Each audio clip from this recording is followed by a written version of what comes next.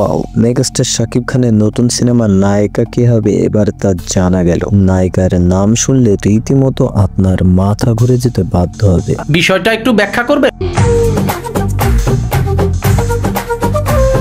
শাকিব খানের যে সিনেমাটি আসতে চলেছে সেই সিনেমাটি একটি বিগ বাজেটের সিনেমা হতে চলেছে। শোনা যাচ্ছে পরিচালক এই সিনেমাটি বড় পরিসরে মুক্তি দেওয়ার পরিকল্পনা করছে, আর তারই পরিপ্রেক্ষিতে এই সিনেমাতে নায়িকা হিসেবে যুক্ত করতে দেখা যেতে পারে দক্ষিণী সিনেমা জগতের জনপ্রিয় নায়িকা সাই পল্লবীকে।